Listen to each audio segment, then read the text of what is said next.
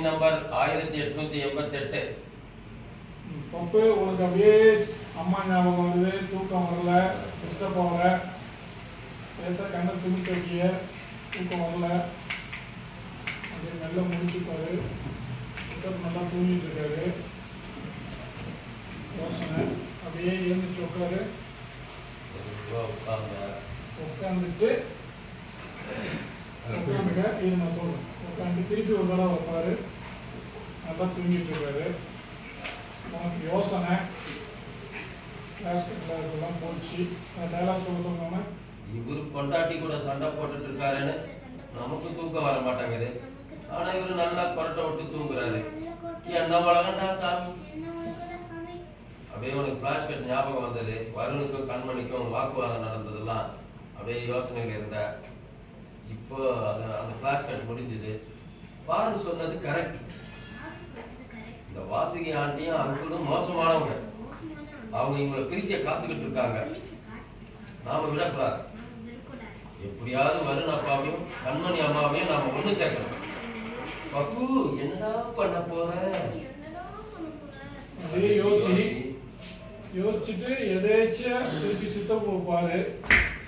அந்த போனை கண்ணில் ஆரம்பிச்சு ஐடியா வந்தது. ஐடியா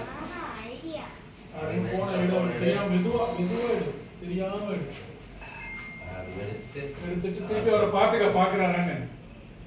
தூங்கிட்டு இருக்காரு. கன்ஃபார்ம் பண்ணிட்டேன். இது பண்ணு, ஓபன் பண்ணு போன. ஓபன் பண்ணா பாஸ்வேர்டு கேக்குது. என்கிட்டயா பாஸ்வேர்டு கேட்கல? எனக்கு இந்த வீட்டுல இருக்கிற எல்லா பாஸ்வேர்டும் அத்துப்படி. அப்படின்னு டைப் பண்ண ஆரம்பி. டயலாக் சொல்லுங்க. சொல்லு. கண்மணி கண்ணு அடி டைப் பண்ணு. நான் ஏதோ கோபத்துல ஹாஸ்பிட்டல்ல உன்னை திட்டிட்டேன். சொல்லி டைப் பண்ணு. நான் very tension. I am very sorry. நான் உன்னை ரொம்ப மதிக்கிறேன்.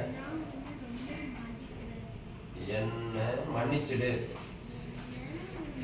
இப்படிக்கு வரும். அப்படியே டைப் பண்ணு. டைப் பண்ணு. டைப் பண்ணு.